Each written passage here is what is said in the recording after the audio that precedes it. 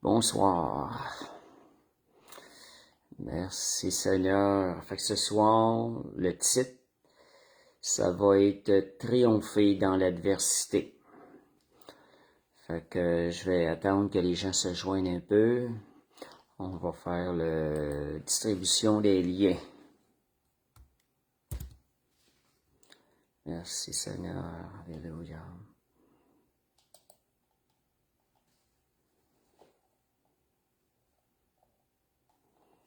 Voilà.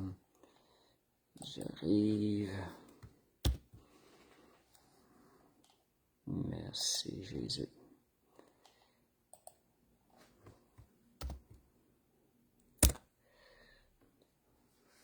Merci Seigneur. Parce que des gens se sont joints, je ne sais pas qui. Fait qu'on va faire la distribution des liens. Merci Seigneur. On va mettre un petit peu de musique en attendant que les gens se joignent. Bonsoir Sylvie. En attendant que les gens se joignent. Bonsoir Sylvie. Voilà.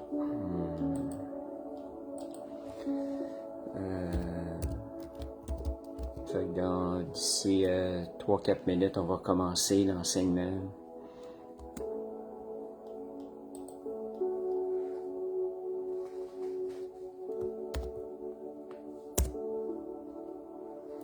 Voilà.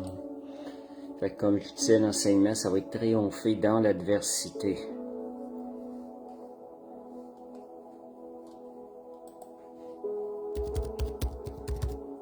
Merci Seigneur. On y va avec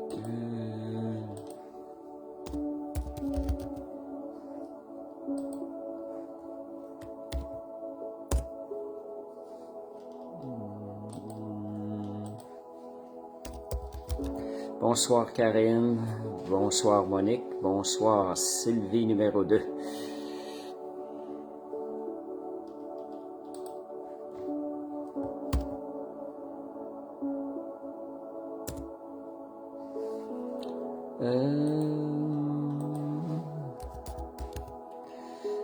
Encore quelques liens à distribuer et on va commencer.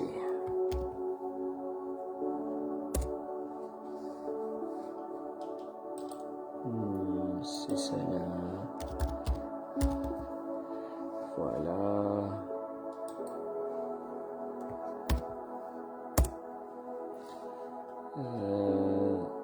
Hop, je pense l'envoyer 2 fois.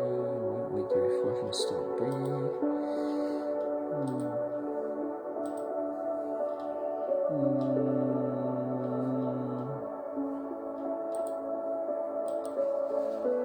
Deux autres à envoyer et on commence. Merci Seigneur. Alléluia.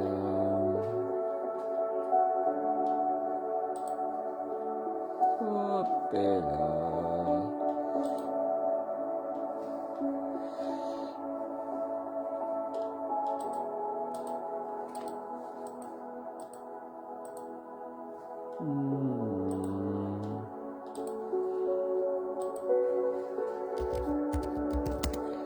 Merci Seigneur. Alléluia.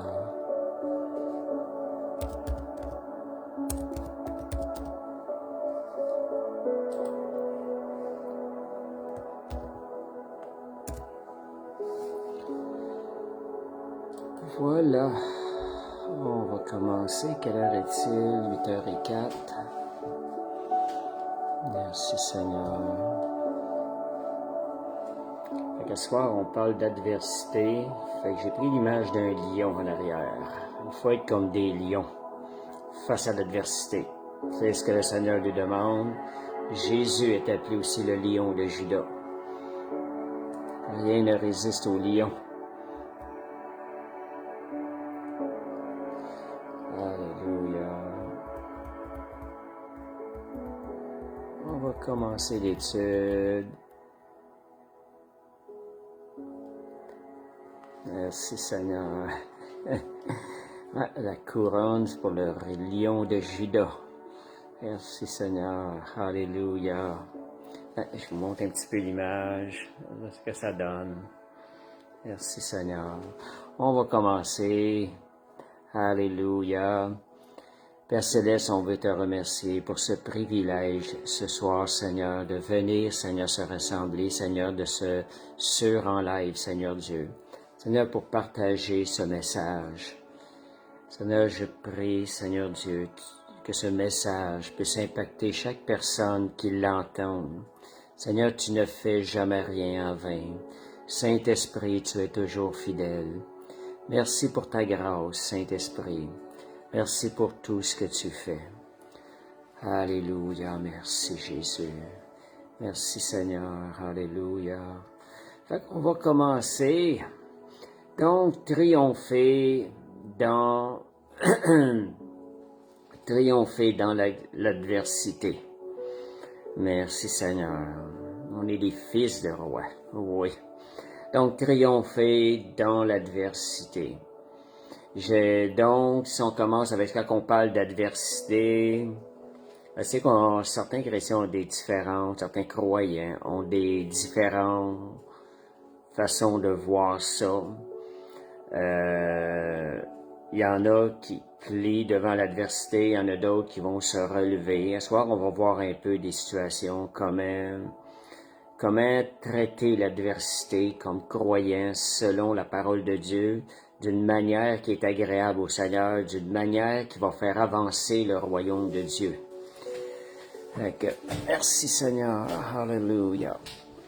Voilà. Donc, première chose, quand on parle d'adversité, c'est parce qu'on a un adversaire. C'est qui l'adversaire? Qui est notre adversaire? Lorsqu'on parle le mot adversaire, certains il vous vient un nom, il vous vient quelqu'un en tête. On sait c'est qui, c'est le diable. Le diable, Satan, c'est lui qui est notre adversaire. Selon la parole, on regarde tout ce qu'il est dit, c'est un voleur, c'est un menteur. On le surnomme le père du mensonge. Jésus l'a surnommé le père du mensonge. Et il n'y a pas de vérité en lui. C'est ce que la parole mentionne, c'est qu'il n'y a pas de vérité en lui. Et il vient tromper les gens, il est meurtrier. C'est ce que la parole nous dit. Donc, est-ce que c'est le genre de roi? Est-ce que c'est le genre, pas de roi, mais est-ce que c'est le genre de royaume qu'on veut servir? Il est à la tête d'un royaume. Est-ce que c'est ce genre de royaume-là qu'on va servir? Quels vont être les fruits lorsqu'on va réagir et faire certaines choses qui viennent donner de la puissance à son royaume? Donc, il est l'accusateur des frères. On définit l'adversaire un peu. Quand je définis l'adversaire, c'est par rapport à son caractère. Son caractère vient aussi nous révéler ses œuvres. Si nous sommes en train de faire ces œuvres-là, si nous mentons, si nous trompons les gens, si nous manipulons les gens, nous sommes en train de servir ce maître. Donc, c'est pas ce genre de choses-là qu'on veut faire, dans le fond. C'est de s'arrêter que quand on fait ces choses-là, on est en train de servir le royaume de ce maître-là. Donc, il est l'accusateur des frères.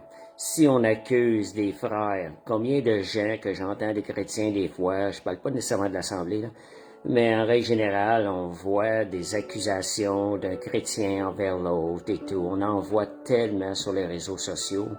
Pourtant, c'est clair, c'est bien dit que l'accusateur des frères, c'est Satan. Ça vient de ce royaume-là. Dieu n'accuse pas les personnes. C'est le Saint-Esprit qui travaille par la conviction à l'intérieur. C'est son œuvre à lui de convaincre de péché. Donc, il est ses œuvres, c'est qu'il divise, il sème le doute, ça c'est une de ses œuvres, parce qu'il veut détourner de la foi. Le croyant est appelé à marcher par la foi. L'œuvre du diable, c'est de venir arracher la foi, de venir empêcher les gens de marcher dans la foi. Il peut y avoir des enseignements, des fois, teintés un peu de ça, où on vient éteindre la foi et ramener un peu l'enseignement de Jésus à ce qui est visible seulement. Ramener l'enseignement de Jésus à simplement la petite vie personnelle, spirituelle pour chaque croyant qui doit s'efforcer de rester tel quel et non pas d'aller de l'avant en croissance, d'aller combattre cet adversaire-là.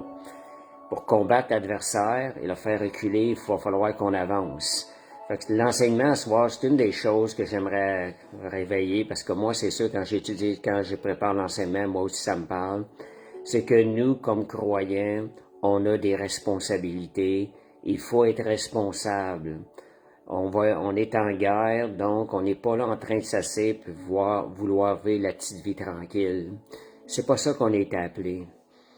Parce qu'on a quelqu'un qui a donné sa vie, qui est mort pour nous. Son sang a été versé. Il n'a pas vécu pour nous, puis nous sommes appelés à lui ressembler.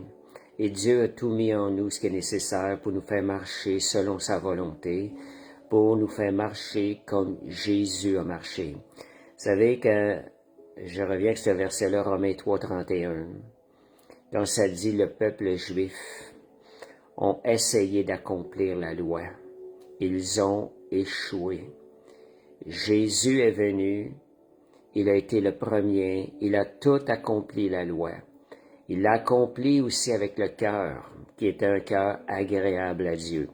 Parce que certaines personnes ont pu accomplir les 10 commandements sans nécessairement dévier, mais leur cœur n'était pas pur devant Dieu. Si on regarde le jeune homme riche, quand Jésus l'a éprouvé, c'était pas pour qu'il vende tout ce qu'il possédait que Jésus lui a dit ça. C'était juste pour lui montrer ce qu'il y avait dans son cœur. Lui disait, j'ai tout observé les commandements, mais Jésus voulait lui montrer, Jésus voyait dans les profondeurs du cœur par le Saint-Esprit. Donc, Jésus voulait lui montrer, regarde, il y a un genre, je dirais une sorte de péché dans ton cœur. Tu es attaché à tes richesses. Donc, c'était quelque chose qui n'était pas mis à jour par les 10 commandements, par la loi de Moïse, mais c'était dans le fond du cœur. Mais Jésus, lorsqu'il a accompli toute la loi, il l'a accompli avec un cœur tout entier à l'Éternel et pleinement agréable à l'Éternel. Donc, c'est ça. Donc, il veut détourner de la foi, ce que je disais. Il est un voleur. Jean 10 dit, il vient pour voler, donc il vient prendre ce qui ne lui appartient pas. Il veut extirper ce qui nous appartient. Dans le royaume de Dieu, on a eu des choses. Lui, il vient par le mensonge nous séduire et nous voler, nous égorger, puis il veut détruire aussi. Détruire les enfants de Dieu. Ça, c'est la nature du diable. Fait que toute œuvre qui est dans ce sens-là, c'est une œuvre qui est en train de servir ce maître-là qui a cette nature-là. Parce que c'est contraire à la volonté de Dieu. Donc, il est à la tête d'un royaume, notre adversaire, et c'est pas un royaume visible, c'est un royaume invisible, c'est un royaume qui est spirituel. Et son royaume, c'est un royaume de ténèbres, parce que ça n'apporte pas la vie, ça apporte la mort. Quand on pense à ça, que ce genre d'œuvre-là, si on a ça dans notre vie, il faut sortir ça, sont des œuvres qui apportent la mort dans notre vie, ça n'apporte pas la vie. Donc, il est invisible et aussi, il a des sujets qui travaillent pour lui. Il n'est pas le seul adversaire. Il a un royaume, il a des sujets qui travaillent avec lui. La Bible parle qu'il y a le tiers des anges qui seraient sous Satan, qui sont devenus ce qu'on peut appeler des démons. Donc, quand on dit, c'est pour ça des fois, quand on se sent attaqué, ça peut être des mauvais esprits sous son royaume, mais on dit c'est Satan qui nous attaque. C'est justifié de dire ça parce que c'est son royaume, ils sont sous les ordres, sous le commandement de Satan. Fait que ça, on vient de définir notre adversaire. Deuxième chose, qu'est-ce qui arrive avec ça? Jésus a tout accompli afin que l'adversaire n'ait pas accès à nous dans notre vie, afin qu'il ne puisse nous toucher et tout. Pourquoi vivons-nous des choses, des attaques aujourd'hui et tout? Deux raisons. Une des raisons, c'est que bien souvent, c'est nous qui ouvrons des portes à l'adversaire, à l'ennemi. De quelle manière? Par la chair, les œuvres de la chair. On parle que l'ennemi, c'est le diable. Mais bien souvent, quand on regarde à ça, un ennemi encore plus grand, c'est la chair, parce que la chair ouvre des portes à l'ennemi, elle lui délègue des droits. Donc, quand on parle d'ennemi, dans l'adversité, il n'y a pas seulement le diable et la chair. C'est bon parfois de se sonder. J'entends souvent ce genre de choses-là. Moi, il y a un clic quand j'entends ça. C'est quand on dit « t'as beaucoup d'opposition, grande opposition, grand appel ». Combien souvent j'entends ça?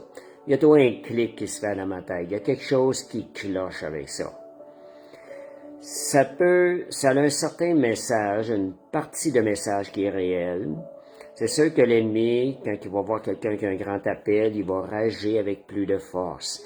Mais le fait qu'une personne a plus d'opposition ne veut pas nécessairement dire que son appel est plus grand. La raison, bien souvent, c'est parce que cette personne-là, je dirais, grande désobéissance, grande porte ouverte à l'ennemi.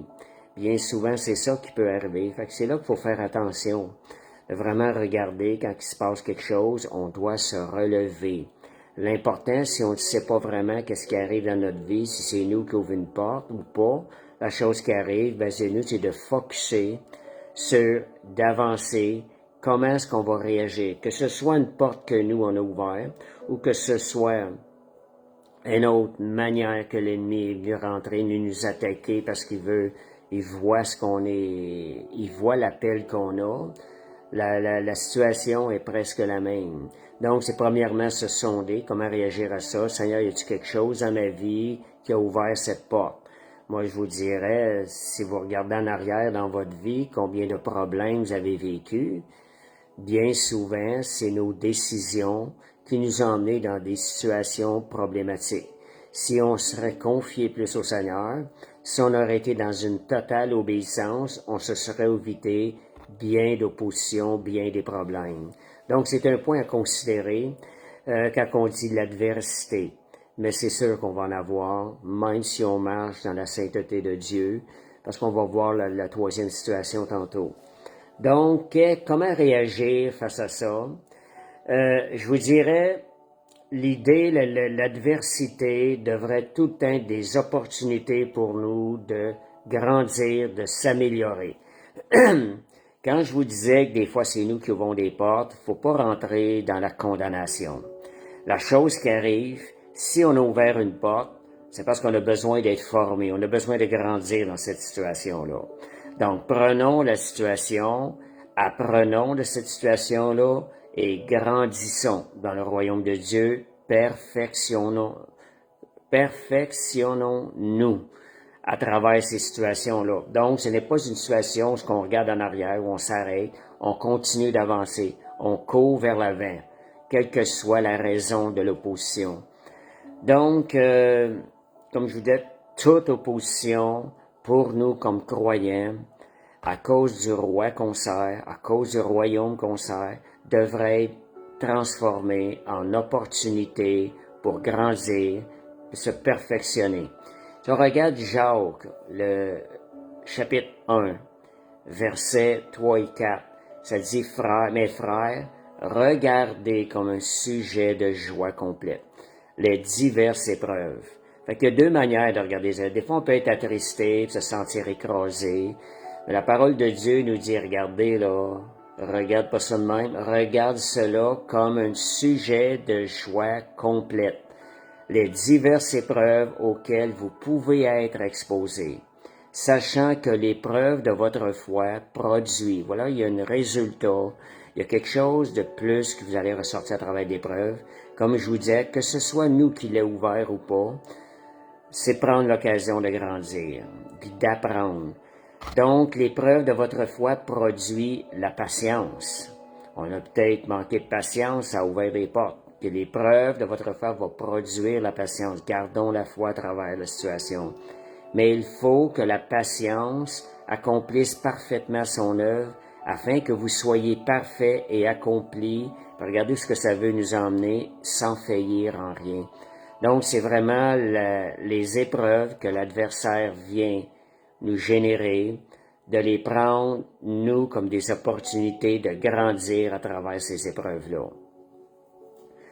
Fait que, Donc, l'autre troisième point, je vous disais que l'adversaire, on a un adversaire. Je vous ai parlé de son caractère. Deuxième chose, j'ai parlé que les portes, parfois c'est nous qui les ouvrons.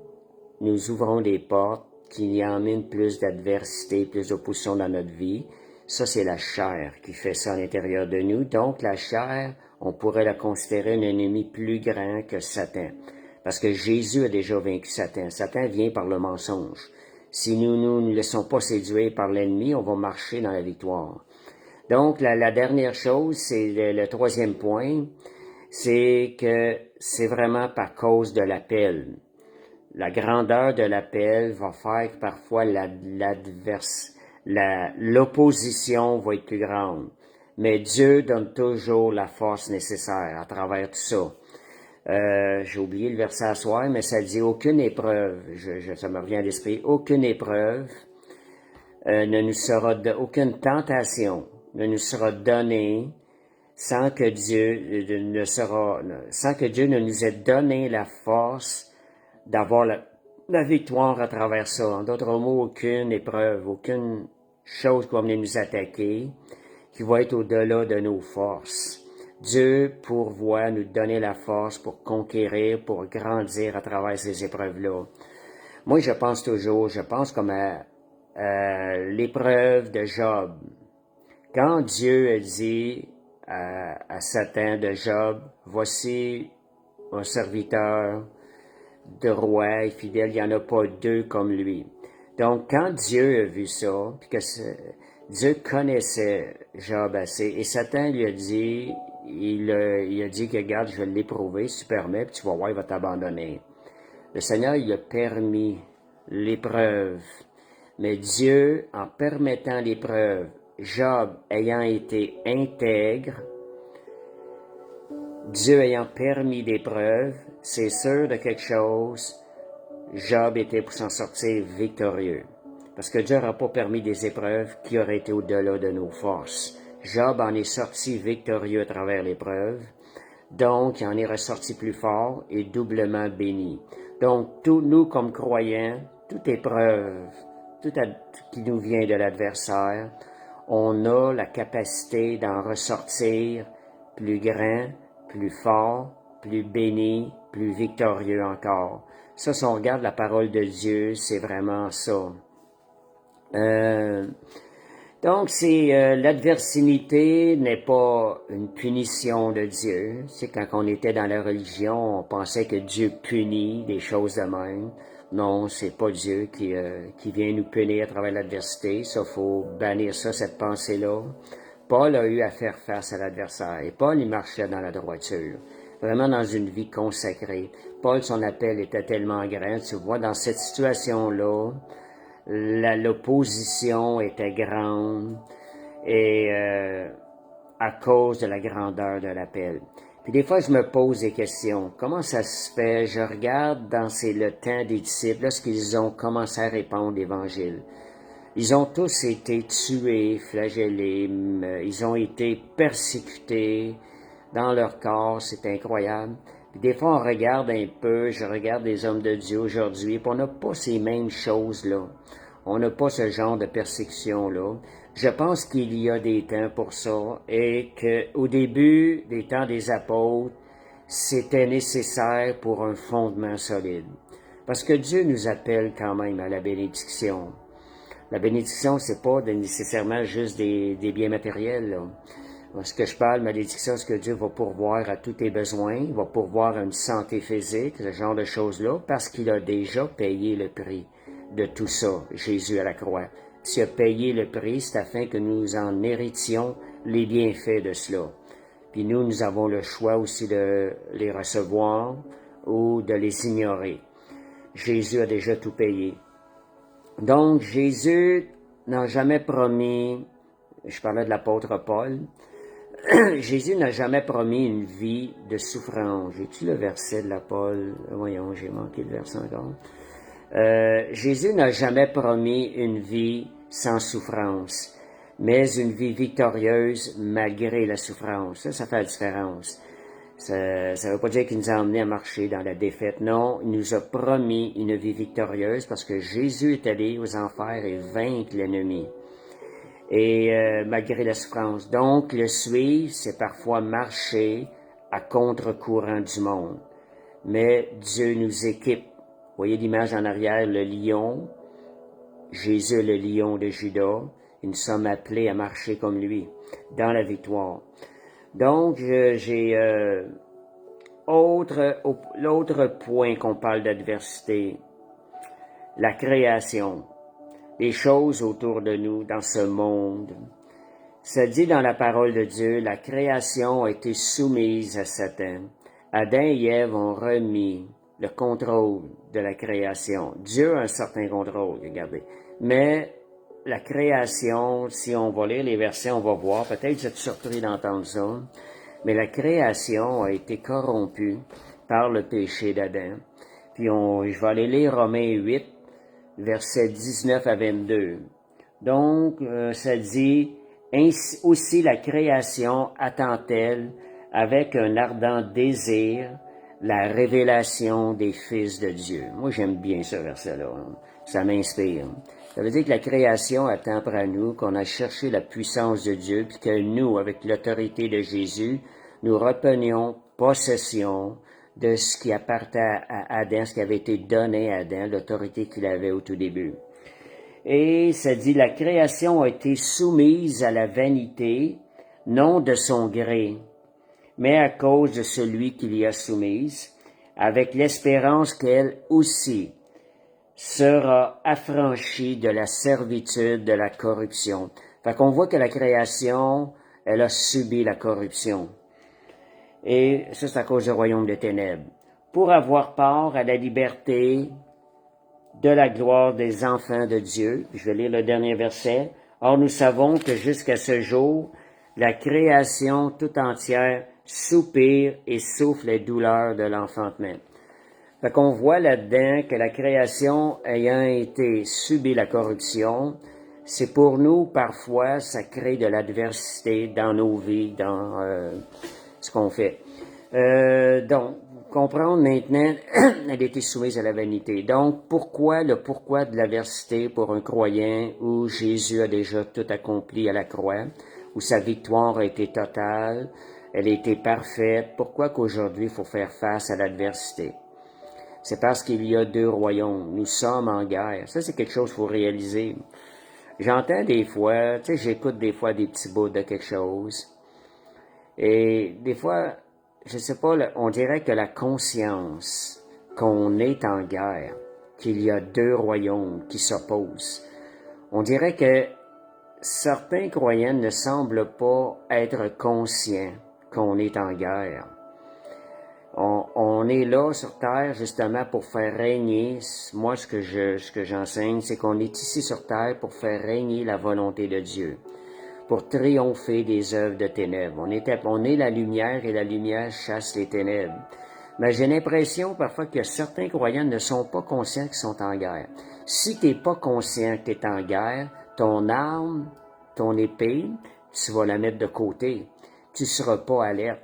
Mais si tu es conscient que tu es en guerre, tu vas te tenir alerte. Tu ne baisseras pas les bras, tu vas demeurer sur tes gardes. Et la vie chrétienne, c'est ça. Il faut se tenir sous les gardes. Puis on est appelé à travailler pour le royaume de Dieu. Donc, on n'est pas appelé juste à conserver notre salut. On est appelé à gagner du terrain. Puis on a des versets là-dessus. Là. Donc, il y a deux royaumes. On a un ennemi, donc il y a une guerre qui est là. Puis des fois, j'ai entendu la parole, on voit ça des fois dans des publications, puis je trouve ça bon. Et de dire « je suis la guerre ». Ça, je suis certain que c'est quelque chose que l'ennemi n'aime pas entendre. Je suis la guerre. Pourquoi? Parce que l'ennemi, c'est ça. Si on est en train de dire ça, c'est qu'on est en train de provoquer l'ennemi en lui disant « watch out, tu vas payer cher si tu viens m'attaquer ces choses-là ». C'est parce qu'on est conscient de ce que nous avons reçu en Jésus-Christ, puis on est conscient qu'il y a un royaume de ténèbres qui veut nous attaquer. Donc, de dire « je suis la guerre », c'est une bonne déclaration si on le dit dans la conscience de qui on est en Jésus-Christ, puis qu'on vient apporter, on vient bousiller le terrain de l'ennemi. Donc, depuis que nous sommes devenus enfants de Dieu, la Bible dit on a été transportés du royaume de ténèbres vers le royaume de lumière. Donc, on voit qu'il y a deux royaumes. Et donc, il y a deux camps. Nous, on a changé de camp. Donc, c'est normal qu'à partir du moment donné où on est devenu croyant, on est devenu un ennemi juré de Satan. Puis il n'aime pas ça. C'est sûr qu'il va s'essayer de nous aveugler. Il va essayer de nous faire peur, de nous faire reculer. On sait qu'il est un menteur, il est un trompeur, il est un voleur. Si nous reculons devant lui, il est en train de nous voler, parce qu'on a tout reçu en Jésus-Christ. On va voir des versets qui nous disent que nous sommes plus que vainqueurs. S'il essaie de nous faire croire le contraire, si on pense qu'on est perdant, on ne sera pas en train de combattre et d'avancer dans le royaume des ténèbres pour le faire reculer. Donc, nous ne soyons pas des chrétiens allergiques à l'adversité. Dans le sens que certains chrétiens vont chercher à fuir les épreuves, à fuir devant l'adversité. Réalisons plutôt que nous sommes en guerre et prenons nos responsabilités. On a des responsabilités comme enfants de Dieu. On a reçu un salut si grand, marchons dans la reconnaissance. Redonnons à Jésus quelque chose qui lui est agréable. Et qu'est-ce qui arrive lorsqu'on parle de fuir? Ça insinue quoi quelqu'un qui cherche à fuir les épreuves? Quand les épreuves sont là, faut les affronter. On est équipé, on a ce qu'il faut pour trancher la tête de l'ennemi et en ressortir plus fort, en ressortir fortifié, en ressortir avec une victoire. Quand on fuit, si vous voyez deux camps, vous voyez un camp qui fuit, ça veut dire quoi? Ça veut dire que le camp a abandonné le combat, le camp vient de déclarer défaite. Et à ce moment donné-là, l'autre camp vont déclarer victoire. C'est pas à nous de fuir, c'est à l'ennemi à fuir. Parce que la Bible dit, celui qui est en nous est plus grand que celui qui est dans ce monde.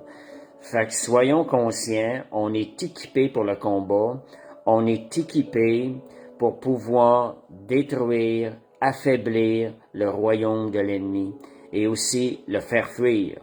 Parce que dans certaines situations, ce qu'on prend en position, il va fuir. La Bible dit même qu'il va s'enfuir, là. Approchez-vous de moi, il s'approchera de vous, puis il y a un endroit qui parle qu'il va s'enfuir lorsqu'on prend notre position. Fait que Jean 16, 33, ça dit, dans le monde, vous aurez des tribulations. Donc, le Seigneur nous a déjà avisé. Mais comment la Bible nous dit, prenez courage. J'ai vaincu le monde. Donc, si tu prends courage, tu ne te mettras pas à fuir ces situations-là. Quand tu vas voir l'adversité qui vient vers toi, tu vas te relever, tu vas la combattre jusqu'à ce qu'elle disparaisse, jusqu'à ce que l'ennemi s'enfuit. Donc, c'est ce que Jésus nous a déjà avisé. Donc, Paul ne fuyait pas l'adversité. Tu sais, j'aime le mot, il s'épanouissait malgré l'adversité. Et même au milieu d'elle, il ne pensait pas que l'adversité était pour être un frein à répandre l'Évangile. Bien au contraire, Paul allait de l'avant. Plus l'opposition était forte, plus il combattait et plus il gagnait du terrain pour le royaume de Dieu. Paul travaillait pour le royaume de Dieu et il gagnait du terrain. Et qu'est-ce qui arrivait avec ça? L'œuvre de Dieu avançait à travers l'adversité. L'ennemi perdait du terrain à travers l'adversité. Avec ce que Jésus nous a donné, c'est ça qu'on devrait vivre dans nos vies. Plus on a d'attaques, plus l'ennemi devrait perdre du terrain, plus on devrait sortir notre épée, se lever, prendre courage et combattre au nom de l'Éternel et faire reculer l'ennemi. Il y a des genres de prières pour ça.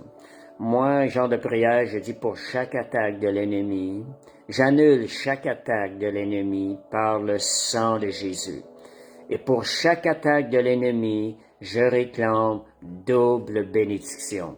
Si vous croyez, vous priez ce genre de prière-là, on sait qu'en arrière, c'est à cause de ce que Jésus nous a revêtus. Si vous priez ce genre de prière-là, vous êtes en train de faire reculer l'ennemi. Si vous mettez ça en pratique, l'ennemi va venir de moins en moins vous attaquer parce qu'il va avoir peur. Il va savoir qu'à chaque fois qu'il vient vous attaquer, il va subir une défaite puis il va perdre du terrain. Comme je vous disais tantôt, quand l'adversité vient, quand les attaques viennent, quand on se lève au combat, on en sort victorieux, on en sort plus fort. Puis n'acceptez jamais la défaite. Tant et aussi longtemps que vous combattez, l'ennemi ne pourra jamais crier victoire. Ça, c'est une chose bien simple. Si vous avez à combattre jusqu'à la fin de vos jours, combattez jusqu'à la fin de vos jours, puis vous allez mourir dans la foi, puis l'ennemi n'aura jamais pu déclarer victoire.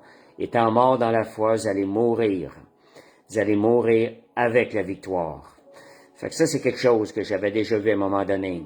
Quel que soit, on peut paraître tomber au combat, mais si vous gardez la foi, vous combattez jusqu'à la fin, l'ennemi jamais pourra déclarer victoire.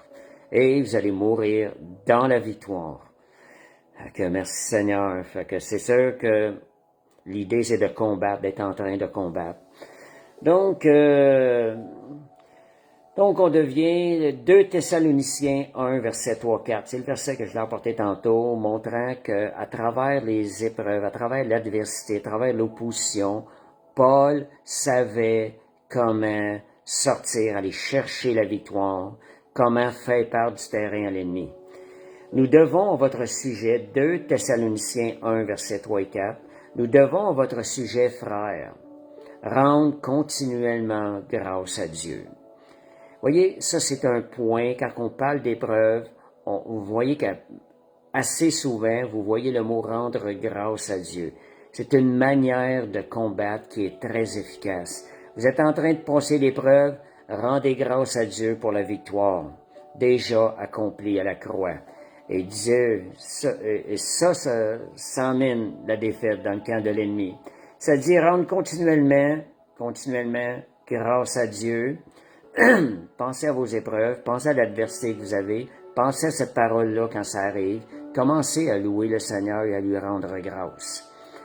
Et, excusez, comme cela est juste, parce que votre foi ferait de grands progrès. Voici ce qui arrive dans les épreuves. Et que la charité de chacun de nous, de vous, tous à l'égard des autres, augmente de plus en plus.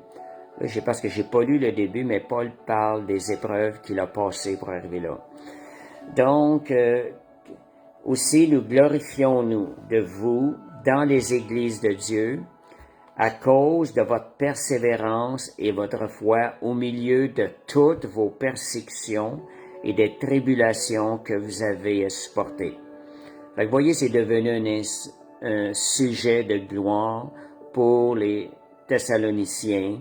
Ils ont eu beaucoup d'obstacles, d'épreuves. Ils ont eu de l'opposition. Mais on parle que leur foi a fait de grands progrès. Donc, ça ne veut pas dire qu'on doit prier dans un autre sens pour avoir plus de persécution. Et des fois, j'entends moi, je sais pas, des fois, j'entends des affaires, là, non, oui, je prierai pas plus pour avoir plus de persécution. On a déjà un ennemi qui s'en occupe. Fait que je lui donnerai pas plus d'espace. Ce qui vient, Dieu va me donner la force pour qu'est-ce qui vient. Donc, des fois, j'entends des affaires de même. J'ai entendu quelqu'un qui parlait des gouvernements, là. Puis il disait que là, on va peut-être perdre des droits qu'on a, tu sais, dans ce pays, le Canada. Là, la personne disait, c'est comme pour elle, ça va être bon, ça va être bon, tu sais, parce que là, regarde, en voulant dire que plus de persécution, plus ça va venir éprouver le cœur. Mais il faut pas courir après ça. On n'est pas appelé à prier pour avoir plus de persécution. On est appelé à gagner à travers la persécution, à chasser ces choses-là, à anéantir l'opposition de l'ennemi. Mais quand l'opposition arrive, si on se lève pas, on sera pas en train de croître en force et en gloire. Mais quand l'opposition arrive, si on s'oppose à l'opposition, on combat avec les armes de Dieu, on va être en train de se fortifier, puis on va aboutir à une victoire où on va pouvoir glorifier le nom du Seigneur. Je sais pas si vous comprenez ce que je suis en train de dire. C'est comme il y en a qui dit, en, en voulant dire que... Fait que, merci Seigneur, alléluia. Juste un instant, je vais arrêter quelque chose. Bon, OK. Fait que c'est ça. En parlant d'adversaire, c'est ça. Faut pas demander plus d'adversité. En demandant plus d'adversité, c'est comme tu veux donner plus de terrain à l'ennemi. Non, j'en veux pas plus. Mais quand elle arrive, par exemple, on la combat. On s'oppose à ça. Donc, autre chose qui arrive aussi, c'est que j'ai vu des fois des remarques, des gens qui disaient « Ah, la politique, c'est charnel, c'est mondain. » Mais si on s'arrête à ça vraiment, là, la politique, c'est des dirigeants là-dedans. Ces dirigeants-là, qu'est-ce qui arrive? Il y a des principautés. Au-dessus des pays, là, il y a des principautés, il y a des dominations, il y a des esprits méchants dans les lieux célestes, derrière les principautés derrière des dirigeants. Donc, raison de plus de considérer ça avec une vision spirituelle et de combattre, de prier pour nos gouvernements et de combattre pour la liberté des droits, des bonnes valeurs dans notre pays.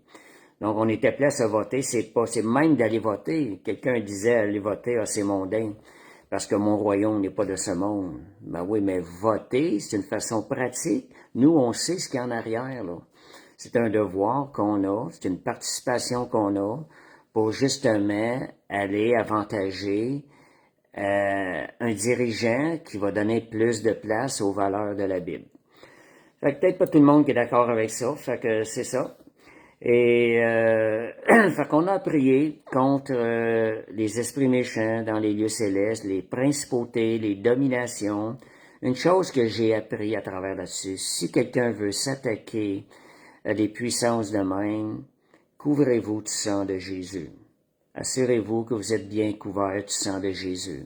Une certaine sagesse. J'ai appris des choses là-dedans. Là. Des fois, moi, je me disais, ah, on a tous la victoire en Jésus. À un moment donné, quand je m'étais mis à prier contre des principautés au-dessus de pays ou des États, des États-Unis, des choses de même, et mon ami, j'ai commencé à avoir des attaques assez fortes là, sur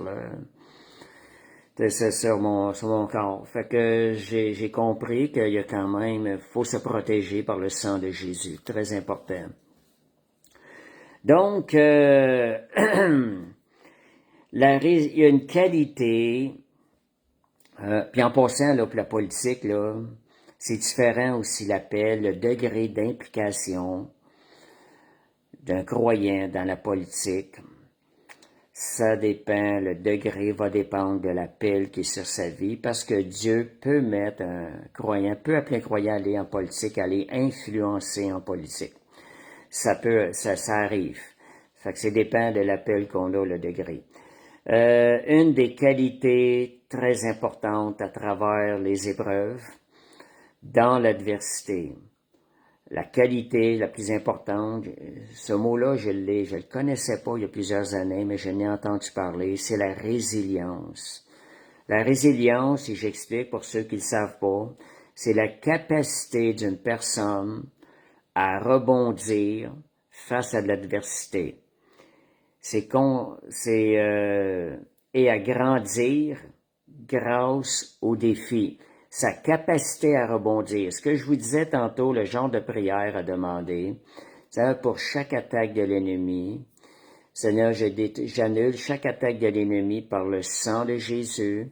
Et pour chaque attaque de l'ennemi, je réclame double bénédiction. Fait que voyez, ça, c'est le genre de choses, c'est le genre de résilience. Plus je sais attaquer, plus je vais en ressortir fort. Plus l'ennemi, je vais lui faire subir une grande défaite. Ça, faut pas avoir peur de remettre l'ennemi à sa place, de dire, ouais, attends, tu vas payer cher ces choses-là. Puis là, on intercède avec le nom de Jésus, puis le sang de Jésus. Qu'est-ce qui va arriver? la résilience va faire qu'on va devenir plus fort spirituellement. On va monter de rang dans les lieux spirituels. Ça existe, on a une puissance dans les lieux spirituels. On va monter de rang dans les lieux spirituels. Et, oups, en tout cas, j'ai une petite vidéo qui est partie, j'ai un instant. Bon, on va monter de rang dans les lieux spirituels et face à l'adversité, on va avoir une croissance spirituelle. Ça, c'est la résilience. Fait qu'ayez tout le temps, moi j'ai souvent ça en tête. Quand je vois une affaire de même, ben je vais réclamer. C'est comme je vous avais déjà parlé à un moment donné, j'ai perdu 100 pièces. Ben Seigneur, maintenant, parce que j'ai perdu 100 pièces, je vais réclamer 1000 pièces. Et Dieu va répondre à ce genre de prière-là si vous le faites pour le royaume de Dieu. C'est pas de là, j'ai donné l'exemple d'un montant pour vous montrer un peu une mesure, là, mais ça se fait dans différentes situations de notre vie, là. Et puis le but, c'est que Dieu soit glorifié, que l'ennemi perde du terrain et que nous, faisant partie du royaume de Dieu, nous gagnons du terrain, devenions plus forts. Donc, l'adversité forge le caractère, c'est un point que j'ai trouvé, et un caractère forgé va te permettre de vivre victorieusement. Le Seigneur veut qu'on marche, comme vous voyez le roi en arrière, le roi de Juda, le lion de Juda, triomphe toujours. Le Seigneur veut qu'on ait une vie victorieuse. Puis vie victorieuse, ça ne veut pas dire qu'il n'y a aucune épreuve, là. C'est pas ça le point. Une vie victorieuse, c'est qu'à chaque attaque de l'ennemi, on fait reculer l'ennemi. C'est nous qui gagnons du terrain. Donc, c'est ça, fait qu'on fuit pas l'opposition, mais on y fait face. Si on fuit les combats, on va changer ma feuille, il n'y aura pas de croissance, puis il n'y aura pas de victoire non plus. Donc, si on veut savourer les victoires, les combats sont nécessaires pour pouvoir avoir des victoires et grandir. Donc, le diable, il veut nous faire fuir pour prendre du terrain. Comme je vous disais, quand on fuit les obstacles, l'adversité, l'opposition, on veut pas l'affronter, on essaie de... on est en train de donner du terrain à l'ennemi, lui montrer, il est en train de lui passer le message, t'es plus fort que ce que j'ai de mon côté. C'est pas ce que la parole de Dieu déclare. L'obéissance à la parole, le désir de servir Dieu devrait nous emmener à sortir nos armes et à combattre efficacement devant chaque épreuve, devant l'adversité. On est appelé à gagner du terrain. Dieu veut le contraire qu'on fuit. Donc, si on regarde Josué 1.3, ça dit « Tout lieu que foulera la plante de ton pied, je te le donne. » Pour fouler la plante de ton pied, il faut que tu le lèves, tu ailles par en avant. Et tu mets ton pied et tu gagnes le terrain. Ça veut dire que tu vas sur le terrain de l'ennemi, tu piétines le terrain de l'ennemi pour en prendre possession, pour le gagner. Je vous disais tantôt que le diable, c'est un voleur, c'est un menteur. En réalité, ces choses-là nous ont été acquises par Jésus-Christ. C'est à nous d'aller en prendre possession. Donc, allons conquérir, nous sommes des conquérants. Revêtons l'armure de Dieu pour combattre l'adversaire. Donc, si on veut combattre efficacement, Éphésiens 12 nous demande de revêtir l'armure. La foi, la parole, qui est la vérité, toute l'armure qui est mentionnée dans Éphésiens 12. Donc, si on veut conquérir, on a besoin de se revêtir. C'est les armes de l'armure et aussi les armes de Dieu. Donc, c'est spirituel de gagner du terrain, c'est spirituel. Reconquérons. Qu'est-ce qui se passe dans le monde spirituel quand on gagne des terrains? C'est qu'on est en train de reconquérir des trônes. Il existe des trônes célestes que l'ennemi est venu nous voler. Lorsque nous gagnons du terrain, nous sommes en train de reconquérir des trônes. Nous sommes en train de reconquérir des endroits où on devient roi de ces endroits-là. Nous prenons possession, nous chassons l'ennemi qui régnait dans ce domaine-là, et nous en prenons possession, nous gagnons du terrain pour le royaume de Dieu. Donc, un trône, ce qu'on appelle c'est un endroit pour régner. Des endroits dans la vie, des situations où ce que l'ennemi règne, c'est un trône. Quand nous combattons et nous avons la victoire dans cette situation-là. Nous prenons possession de ces trônes-là. Et la famille, vous voulez prier pour votre famille? Il y a des influences des fois dans votre famille qui sont ténébreuses. Il y a quelqu'un de ténèbres qui est assis sur le trône de vos familles, qui empêche les personnes d'être sauvées. Intercédez, détrônez cet ennemi-là. Regardez chaque personne ce qu'elle vit. Détruisez l'œuvre de l'ennemi dans chacune des personnes. Vous êtes en train de détrôner l'ennemi sur la famille. Ça, c'est pour le royaume de Dieu, là. Donc, une autre bonne nouvelle, c'est qu'on n'est pas seul pour combattre. Nous faisons partie de l'armée du Seigneur. C'est une armée triomphante. Donc, je dis qu'il y a deux royaumes, il y a deux armées. Nous, on fait partie de l'armée qui est triomphante. Merci Seigneur.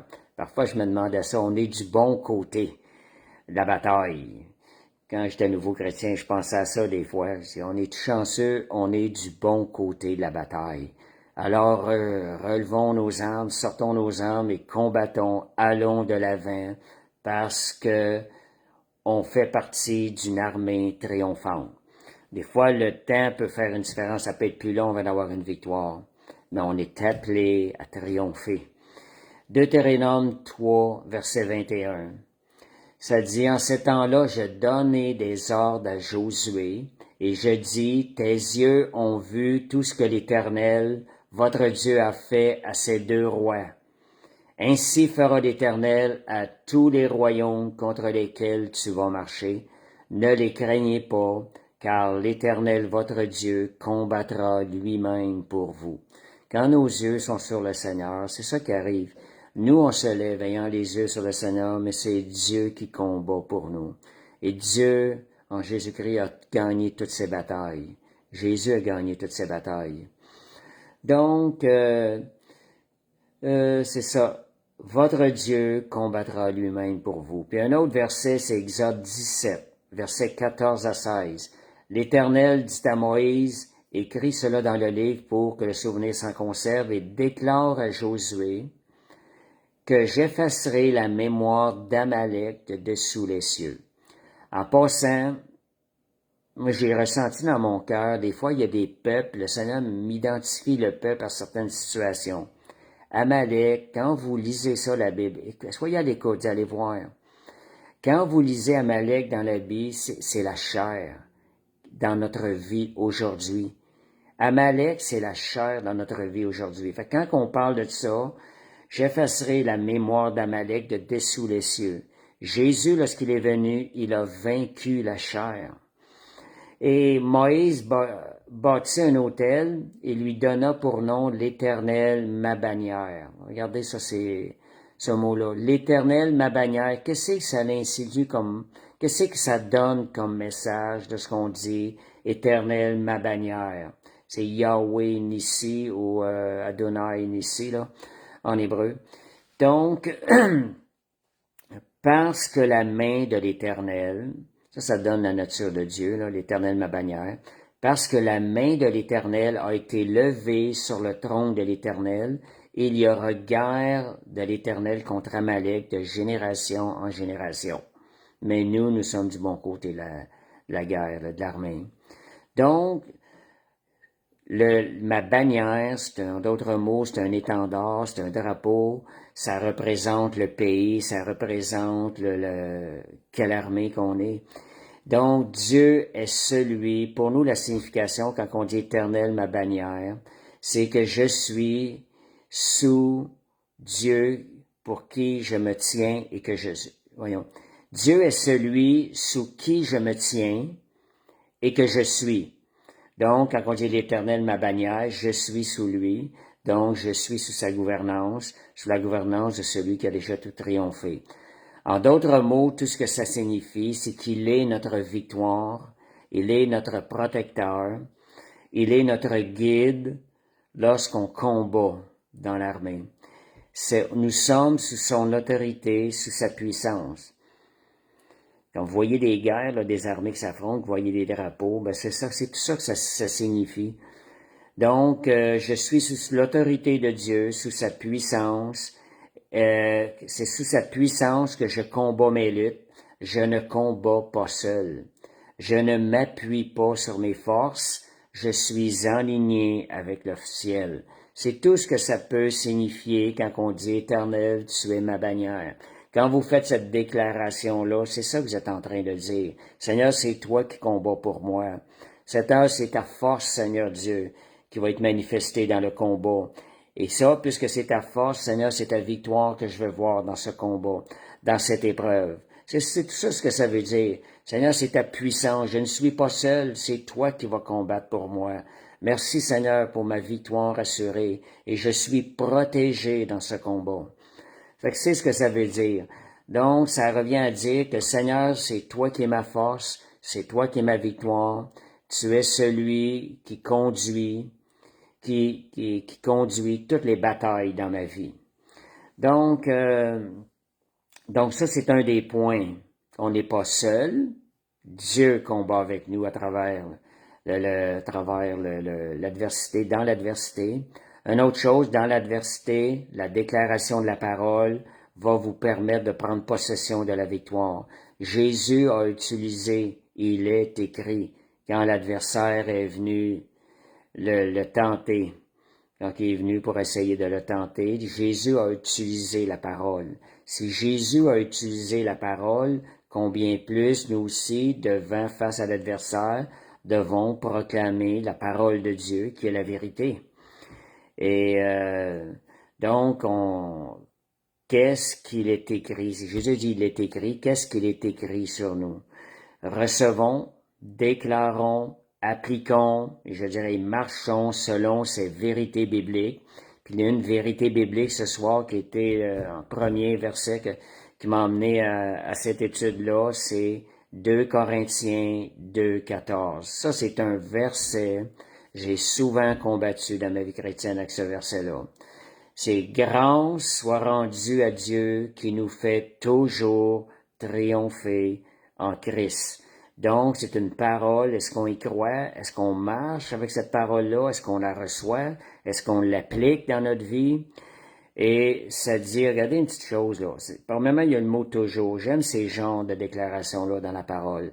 Ça me permet d'y croire fermement. Le mot « toujours triompher en Christ ». C'est une promesse. On a le droit de réclamer ça. Jésus, son sacrifice à la croix a été parfait. Donc, sa victoire a été complète. Donc, on a le droit de réclamer toujours triomphant en Christ. Puis regardez un mot là-dedans, grâce. Je vous parlais tantôt une des manières de combattre efficacement, c'est tout le temps en rendant grâce, en louant le Seigneur ou en louant le Seigneur. Dans la louange, il y a un combat qui se mène. Parce que pendant que tu rends grâce ou pendant que tu loues, tu t'es déjà positionné à la fin du combat comme étant victorieux. Puis ça, l'ennemi n'aime pas ça. Parce que tu es en train de déclarer officiellement la défaite de l'ennemi avant même que tu l'aies vu de tes yeux, que tu l'aies savouré. Et ça, l'ennemi n'aime pas ça. Parce que l'ennemi doit, c'est ce qui est écrit dans la parole de Dieu, et l'ennemi doit se plier à la parole de Dieu. Donc, Philippiens 4.13, je puis tout. Encore une chose, le mot tout, par Christ qui me fortifie. Y a-t-il quelque chose où vous sentez que vous n'avez pas la force, que vous ne pouvez pas le faire? Prenez cette parole-là, appliquez-la, je puis tout, par Christ qui me fortifie. Donc, en quelque sorte, on est en train de dire, par ta force, Seigneur. Chaque fois que vous parlez d'une épreuve, Seigneur, c'est par ta force, Seigneur Dieu, que je vais y arriver. Moi, je le dis souvent, ce mot-là, Seigneur. Dieu me fait triompher, Dieu me rend capable de faire sa volonté, mais par ta force. Puis quand je dis ça, c'est parce que je compte sur le travail du Saint-Esprit en moi. Le Saint-Esprit gagne toutes ces batailles. Et donc, c'est une autre manière de combattre. Et 1 Samuel 17,47, ça nous rappelle encore que la bataille appartient à l'Éternel. Si on dit que la bataille appartient à l'Éternel, c'est qu'on est en train de dire que c'est lui qui va gagner la bataille. C'est lui qui gagne des batailles. Quand une bataille se lève, ça appartient à l'Éternel. 1 Jean 4,4, c'est celui qui est en vous est plus grand que celui qui est dans ce monde. Donc, c'est qui vit? Qui manifestez-vous? Celui qui est en vous ou le vieil homme? La Bible dit, ce n'est plus moi qui vis, c'est Christ qui vit en moi.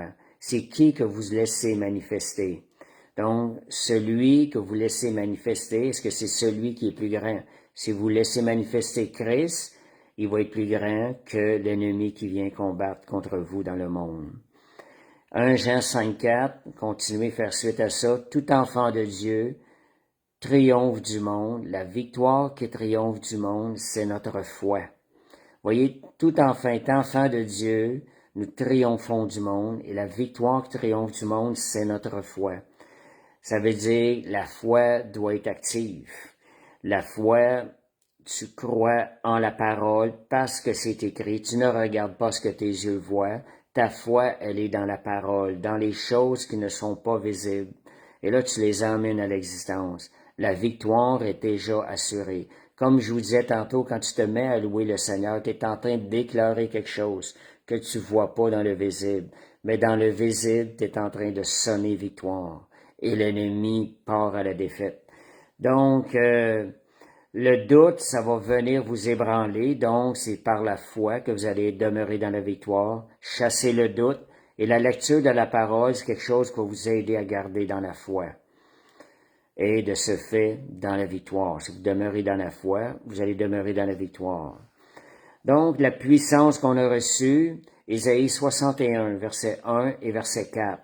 L'Esprit du Seigneur, l'Éternel, est sur moi. Jésus, c'était écrit pour Jésus, mais aujourd'hui, nous qui avons reçu la vie de Jésus, ça s'applique à nous aussi. L'Esprit du Seigneur, l'Éternel, est sur moi, car l'Éternel m'a oint pour porter des bonnes nouvelles aux malheureux, envoyé pour guérir ceux qui ont le cœur brisé, pour proclamer aux captifs la liberté. Il m'a envoyé pour guérir ceux qui ont le cœur brisé, c'est ça, et aux prisonniers la délivrance. Et ça dit, verset 4, ils rebâtiront sur d'anciennes ruines, ils relèveront d'antiques décombres, ils renouvelleront les villes ravagées, dévastées depuis longtemps. Fait qu'on voit là-dedans, au verset 4, l'Esprit et la puissance de Dieu qui est là, qui triomphe, et on voit la victoire à la fin. Il relève les décombres, il renouvelle des villes ravagées qui étaient dévastées depuis longtemps. Donc, l'Esprit de Dieu est une puissance. Et comme je disais dimanche dans un chandail, il y a de la puissance dans le nom de Jésus. Une autre manière de combattre l'adversité, le nom de Jésus. Il y a de la puissance dans le nom de Jésus. Donc, aussi, autre chose, le sang de Jésus dans le combat. Couvrez-vous du sang de Jésus quand vous avez besoin de protection dans le combat. Vous savez que le diable va fuir devant le sang de Jésus. Il a terriblement peur du sang de Jésus. Il y a un ami qui m'a témoigné qu'à un moment donné, il a eu comme une vision. Et l'ennemi venait l'attaquer. Et dès qu'il a déclaré le sang de Jésus, l'ennemi t'a comme aveuglé. Puis il disait non, non, non, non. Et l'ennemi s'est enfui. En entendant, lorsqu'une personne s'est couverte du sang de Jésus. Fait qu'il y a une puissance dans le nom de Jésus, il y a une puissance aussi dans le sang de Jésus. Le diable, il va fuir devant le sang de Jésus. On va terminer avec 2 derniers points. Combattre l'adversaire, la prière. La prière est l'arme, je dirais, la plus puissante pour combattre l'ennemi. Vous adressez au Seigneur, vous relâchez les paroles.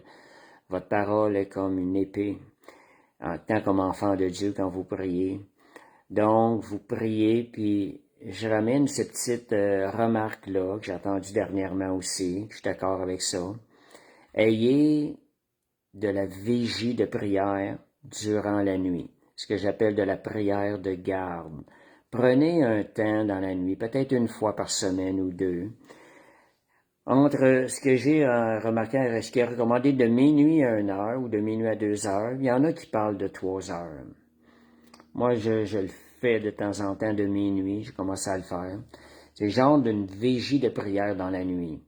Et soit une fois ou 2 par semaine, là. Puis la raison pourquoi la nuit, parce que le diable, le royaume des ténèbres, il est très actif la nuit. Ça s'appelle royaume des ténèbres pas pour rien, c'est la nuit qu'il est très actif. Si vous y allez à minuit, vous êtes en train de le détruire pendant qu'il essaie de s'activer la nuit. Fait que je crois vraiment que ça a encore plus de puissance lorsque vous faites de la prière de garde ou de la vigie de prière durant la nuit. Et dernier point, entretenir une relation avec Dieu, c'est essentiel pour vivre une vie triomphante. Le fait de se tenir en relation avec Dieu va nous garder dans la victoire. Nos pensées vont être renouvelées à la pensée de Christ et ça va nous garder dans la victoire quand l'adversaire va venir, que les épreuves, l'opposition va venir. On va être déjà comme à inspirer, déjà avec l'esprit de combat, qu'on combat dans un royaume qui est toujours victorieux. Fait que c'était ça l'étude de ce soir. Donc, puis une dernière phrase, la bonne nouvelle, très bonne nouvelle en parlant d'adversité. L'adversité, elle est temporaire.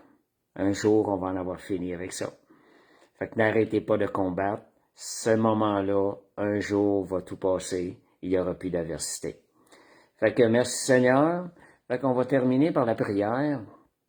J'espère que ça vous a aidé, ça va vous rendre plus actif. Comme disais, le but était de prendre nos responsabilités. On est en guerre, puis on fait partie d'un royaume qui triomphe, un royaume qui a déjà, on a déjà la victoire. En réalité, on part en vainqueur et pour vaincre. Ça, c'est une autre chose, là, Isaïe. Ça, c'est dans Apocalypse 6. Et c'est un autre verset là, de combat. Je pars en vainqueur pour vaincre. Ayant la conscience, parce que Jésus vit en nous, Jésus a triomphé de l'ennemi, Jésus est le roi des rois. Donc, on part en vainqueur et pour vaincre. Les genres de déclarations vont vous aider à combattre efficacement. Fait que merci Seigneur, on va terminer l'enseignement. Alléluia, merci. Père Céleste, je te remercie, Seigneur Dieu, nous prions que chaque parole, Seigneur Dieu qui a été relâché ce soir, Seigneur Dieu. Seigneur, que le Saint-Esprit prenne ces paroles-là et donne la vie à notre esprit lorsqu'elle pénètre en nous, Seigneur Dieu. Seigneur, nous ne voulons pas, Seigneur Dieu, Seigneur, recevoir en vain ta parole, parce que ta parole, elle est toute puissante. Merci, Seigneur Dieu, de nous rendre victorieux, de nous faire marcher victorieux, à travers toutes les oppositions de notre vie. Et merci pour la croissance que tu nous donnes à travers tout ça, au nom de Jésus. Amen. Fait que, merci Seigneur. Fait que, je rappelle aussi l'horaire de l'Assemblée au 1884 Siemon. Les mardis, c'est l'intercession à 19h. Merci Seigneur, à tous les mardis, les personnes se rassemblent. Gloire à Dieu. Puis merci pour ceux qui sont fidèles. Les vendredis, le café biblique à 19h30, au même endroit, 1884 Siemon. Les dimanches, l'assemblée est à 2h de l'après-midi. Fait que vous êtes libre de venir venir pour les inviter, visiter, que ce soit le vendredi pour le partage biblique ou les dimanches à l'assemblée à 14h, vous êtes les bienvenus. Fait que merci Seigneur, fait que je vous souhaite une parfaite fin de semaine dans le nom de Jésus. Amen.